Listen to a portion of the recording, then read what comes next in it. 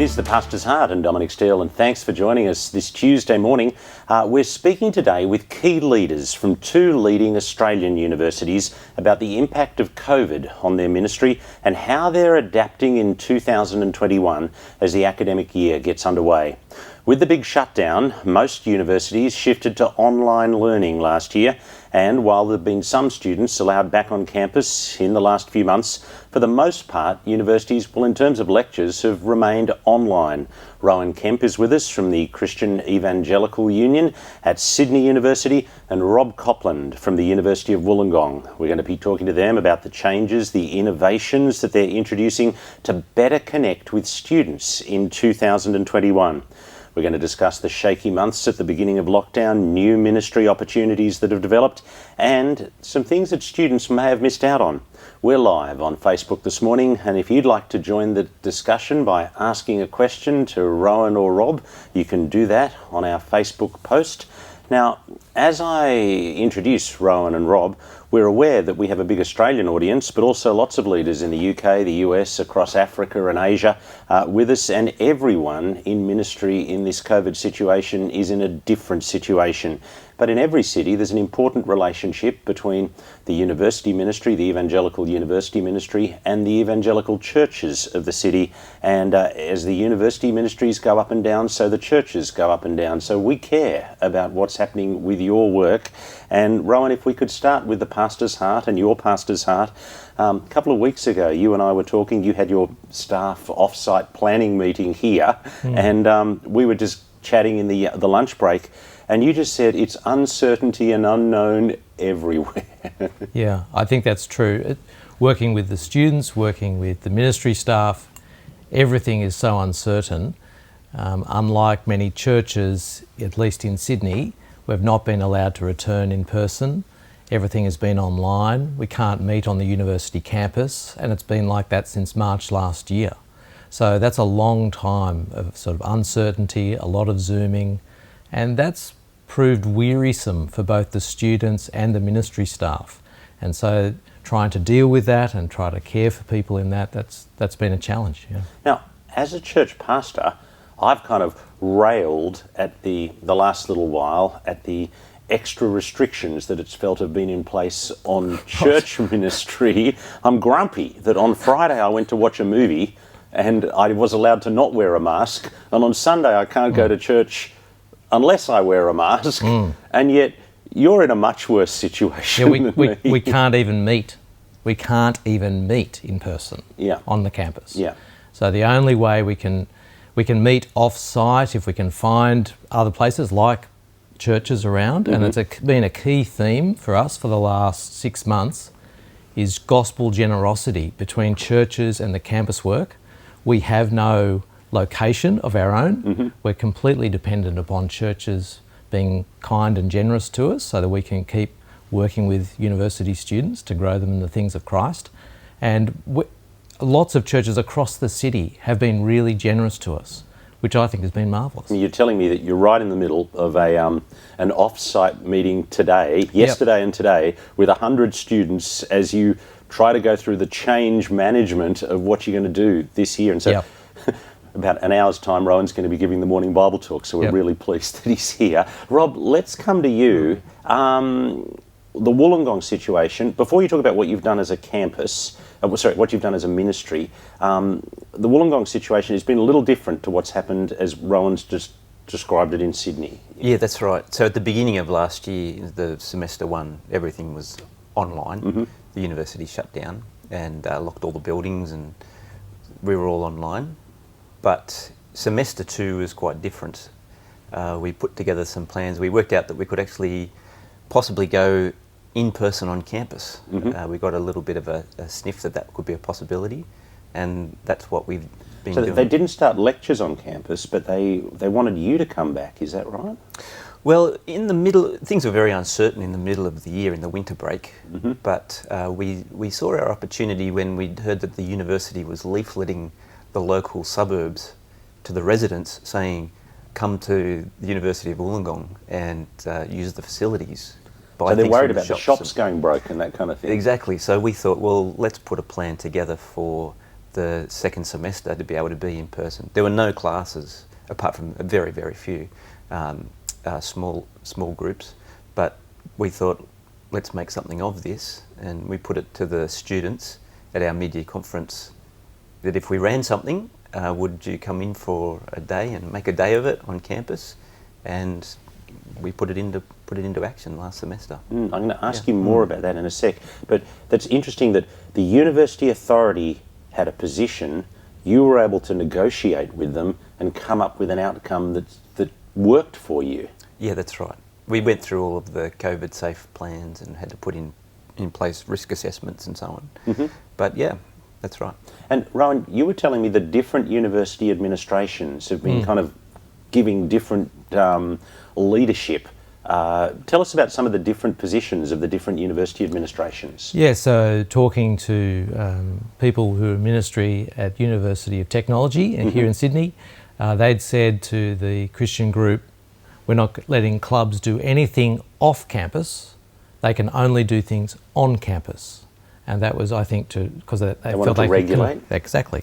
Whereas Sydney University had said, well, you can't do anything on campus, but whatever you do off campus, well, that's not up to us. That's just between you and the government. Mm-hmm. So it's the complete opposite. So you're allowed to have this off-site meeting today at a local church. University doesn't mind, as long as we follow all the usual government COVID restrictions. things. UNSW, it's sort of a bit of a mix, that they were happy to have them back on campus, and in fact facilitated them having access to the largest lecture theatre on campus in the second half of last year, but was not quite certain about whether that's going to continue on. It was sort of an initial, yes, we'd like to get some students back on campus, here's a way, you want to make it happen, that's good. It just seems to be very different. Though in other parts of Australia where COVID restrictions have been really different, it's been life as per normal. So I talk to people in ministry in Western Australia and they say it's basically been largely unaffected because of COVID. So it's very varied across the country. Now, Rob, just I'm going to come to the model that you were running in second semester in a moment, but you had a little moment as the shutdown started and thinking, what about our pipeline of raising up people for ministry? And would everybody put their ministry plans on hold? Tell us what your thinking was there. Well, there's about, the beginning of last year, we had about 22 people who are due to start ministry apprenticeships, 2-year ministry apprenticeships with us over the next 3 or 4 years. And when the shutdown happened and everything changed, I thought, well, what were people who are planning on doing ministry apprenticeships going to be thinking? Like everyone's thinking, we should be playing this safe. We should be putting plans on hold and put things on ice and wait till everything blows over, and then we'll wait and see what happens. But I just realised that that's not really the way that the Bible pushes us to think. There were the 2 pegs that we've had in the ground, and most people have in ministry have worked that out over the last year or so, and afresh, that is God's sovereignty through whatever's happening in the world. He's in control for his purposes, and that the gospel of the Lord Jesus is the way that he's ruling the world. So as long as we hold on to those 2 things, we can step ahead carefully, but we've got to step ahead with the gospel. So with that conviction, we arranged a meeting with all of the online dinner with all of these ones who are thinking of MTS in the future, and just said, consider the time and understand what God's doing. Jesus is Lord, so let's put those convictions in place and keep moving ahead. So yeah, Just saying, we pray for a quiet life, that we can get on with the gospel opportunities.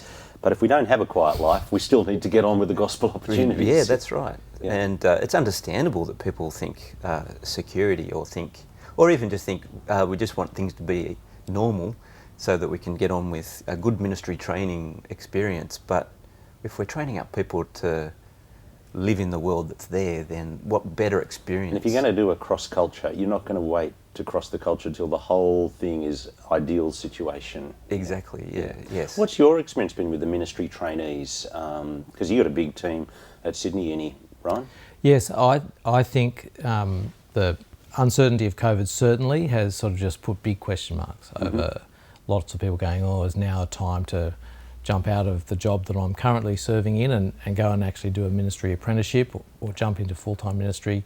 There's been, I think, lots of hesitations on our end. I think what Rob did there in terms of getting them together and just saying, don't give into the risk-averse nature of what is going around in our society, but actually in Christ we have our future secure. We know what's important. We know the Lord is in control. Actually doing a ministry traineeship now is actually a wonderful thing. I've said to some of our trainees who started last year, and this is their second year, and that'll be it. And God willing, maybe in Australia, COVID, the worst of it might be over in a year's time with the vaccine. You think, well, what a time to do a ministry traineeship. 2 years of COVID. You're going to learn. Like we're hardly been on campus at all. Like how's that a university traineeship? Except that maybe it's been brilliant. Maybe actually they've seen more innovation, more going back to the scriptures and thinking about what's really important here, and what's flexible, what's not flexible. I think it's been clarifying for lots of the people actually. So it's a great time to do it. Well, I think that's what you were saying to me, Rob, that if we want to train up entrepreneurs, we want to train up people who will think around corners to push the gospel forward. And exactly. And so tell us how you and your team have thought around the corners in the last semester. Yeah, in terms of last year? Yeah. Well, because what I heard was, I think it was Rowan said, you're going around the circle saying, this is what we've done with all the other uni ministry people, and everyone's like, well, that's a good idea. Yes, so tell us this good idea. Well, it was really seeking the opportunities in the middle of last year when we heard that the university was going to be inviting people to just come onto campus. So we thought, let's make the most of this, and what should we do? And we thought if we can just have students come in for one day and make a day of it, and so we put together a bit like a school program in one sense, a school timetable, with beginning with prayer in the morning, and then faculty Bible study groups, and then Bible talks, and then lunch on the lawn afterwards, and then a training time. People could come in and make the most of that and make a day of it. And so we thought no one had to come into campus, but if they saw that it was worthwhile to come in for ministry and gathering together, then maybe we could get a few people together. And pray to the Lord, if we had 25 people, that'd be worthwhile. And so we just put together a program across 3 days, so Tuesday, Wednesday, Thursday. And we put that to the students in the mid-year, and they were really keen. They wanted to do it. I'm not surprised. I'm just thinking about, as we've come back as a church from COVID, our morning church is still down in attendance, but we've actually had our biggest numbers ever in the evening church, as people have come back and that those young adults are craving community at the moment. Yeah, well, they certainly were. There were a lot more came than what I expected. So what happened in terms of numbers at Wollongong? Well, we, as I say, I thought if we can hit 25 students that come in a week, we'll be happy with that. We'll work with them and seek to grow that. But very quickly, we had about 100 students join us, 100 individuals across the week, and that was very consistent throughout most of the semester. And so they came in each week and on their day, and their day became their identity. They were a Tuesday person, and they all gathered together with the other Tuesday people and the Wednesday people and the Thursday people, and they made the most of the relationships. And we did a mission. We ran an evangelistic mission in semester 2 on weeks 3 and 4. Not a lot of people around, but we stood out with our big yellow jerseys, yellow hoodies, and it was fantastic. We met quite a lot of people. It was very easy to meet people. There are very few numbers, and so it was. And people who came in to campus were very happy to just talk with anybody that was around the place. Everyone's lonely. Exactly. And so we had some terrific gospel conversations. And you were telling me that although the overall numbers were down, you had a greater consistency of people. I think that's right. Yes. Well, typically the numbers will swell in across the groups and the Bible talks at the beginning of semester, and we didn't have that swell. It was just started at around about 100 in the week and just continued on quite. So you didn't drop stable. off during the term as you might. Dropped normally. off a little towards the end, but nothing like the fluctuation that you would normally have.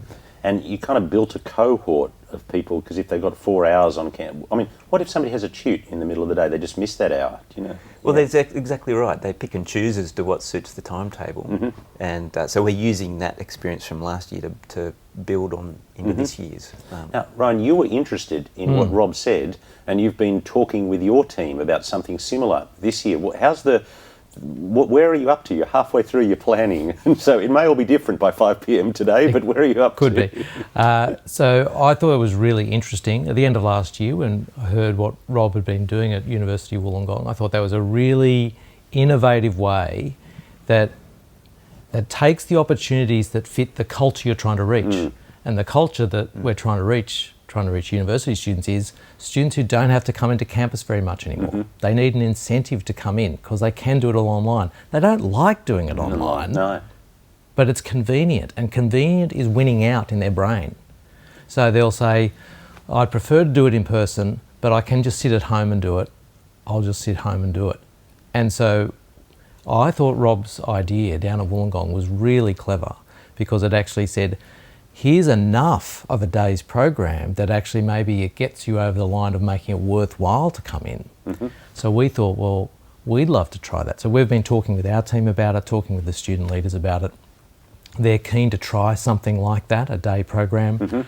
And so we're in the process of trying to, well, first of all, we have to negotiate with the university in our situation to even get permission to do it. So that's a big question mark that we're right in the middle of this month trying to navigate that with the university authorities. So you've got change management going on with your student body and change management going on with the... And, I mean, EU is a big organisation to do change management with, Yeah, there's a lot of students involved, so we need to take Rob's plan from Wollongong and amp it up a little bit to try to make it work for across the large number of students the Lord's brought to us. But it's exciting talking with the students yesterday, just raising it yesterday with the student leaders. They were... A lot of them hearing it for the first time. A lot of them hearing it for the first time yesterday. So lots and lots of questions, and great questions too. By bringing them into the process, they're now saying, but what about this, what about that? And I must admit, we were there yesterday going, we haven't thought of that. Never thought of that question. That's a really good question. Oh, that's a good one too. There are a number of things we had thought about. But at the end of the day, as we took sort of the temperature of everybody there, sorry, not COVID temperature, but just the actual, how they're feeling about the idea, people were saying things like, look, 30% worried, 70% hopeful, or, Jesus take the wheel. These were the sort of things they were saying. They're saying, this sounds like a good plan. It's been thought about. We've benefited from the experience of Wollongong going ahead and trying this out. And so we're moving ahead with it, at the same time saying, of course, we're just praying that the university will actually allow us to meet on campus. So we've got to also then have a plan B and a plan C if that doesn't happen. But this is the way we're trying to go at the moment. Right. So tell us what's going to happen on Sydney Uni. I mean, a first year comes, they somehow say, I want to be in EU. What's it going to be like in 2-3 weeks' time? If in your plan A, if it happen, if under God it might happen, we'll contact them. We'll talk to them as per usual. We'll encourage them to come in for a particular day. We've already been trying to put that message out to people: is set aside a day, rework your uni timetable or your part-time work timetable to try to put aside a day. We've tried to get that message out already, in the hope that under God we can pull this off. And then we'll say, well, what degree are you in? And that we're sort of dividing our community into sort of 3 large groups, and each of those groups will run their own day program simultaneously across the campus.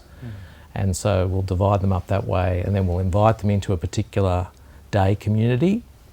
And we hope that day community will be their community of university Christians for first semester. Right. And we're hoping that those will be groups of, it's all got to be COVID safe. So we're thinking, it might be up to 40 students or something like that. That'll be the group that they get to know. It'll be people from a number of degrees in their broad area, humanities or health or STEM, and they'll get to know those people and do Bible study with them and listen to Bible seminars together and train together, and they'll do that over the course of the semester, and we'll run that all across.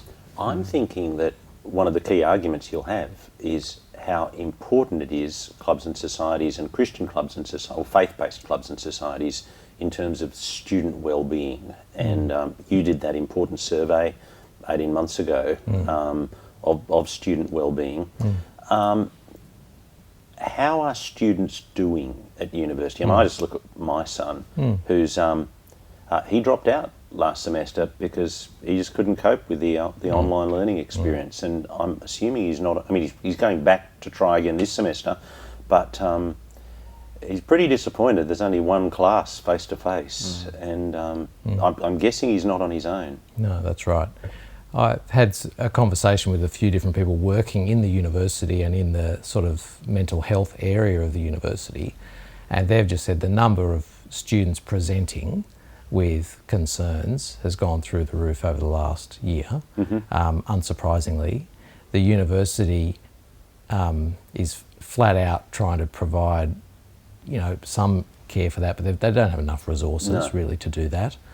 And so whatever the university can do that's going to help prevent some of those problems, the university... Like encourage a group like... Exactly. Yeah. So the university wants to get students back on campus face to face, but they're obviously very concerned about doing it in a COVID safe way. So I think that there's a good opportunity here for us to work with the university in the same way that I think Wollongong did, and actually just say, if we can get students together, we know that that actually helps students' well-being. We know that it grows them in the things of Christ, and it's good for the kingdom. So there's if we can make this happen together in an appropriate COVID-safe way, then I think this seems like a win-win, actually. And so I'm hopeful that we might be able to chart a way forward, but there is some way to go with those negotiations. And what's your sense of what you've heard from the other Christian groups around the place in terms of their different models that they're adopting going forward this year? Well, still I think it's February, and university in Australia kicks off basically most places the beginning of March. So the universities are in the process of just working out their own situation. I know that the EU group at Sydney University is talking to the student union, who's in charge of what clubs and societies can do. And the student union at the moment is busy at work trying to work out, well, what are our guidelines going to be for student clubs? They assume most student clubs won't get organised until the very end of February. The Christians tend to be more organised, so we're already trying to think about, we're ahead of the game trying to there. But so I think around the country, lots of universities are still in the process actually of working out what they're going to allow and not allow. So I think that's the situation in Wollongong. You're still not clear yet what's going to happen. Yeah, and there's very much a desire to meet face to face and have clubs running, and the university wants that. The clubs organisers want that. The Uni Bible group have been keen and on the front foot down there to say we want to be there, and so we know that the orientation week's running, and that they'll have clubs in person on the orientation week. So that's at the end of February. So that's a good lead into knowing that we'll actually have a presence on campus, being welcomed and wanting to be there. Right. Gentlemen, thanks very much for coming in. My guests on the Pastor's Heart, Rob Copland, and Rob leads the Christian ministry at the University of Wollongong, and Rowan Kemp, who heads up the staff team that supports the Evangelical Union at Sydney University. You've been with us on the Pastor's Heart. Do pray for Rowan's big day of change management today, and we will look forward to seeing you on the Pastor's Heart with us next Tuesday.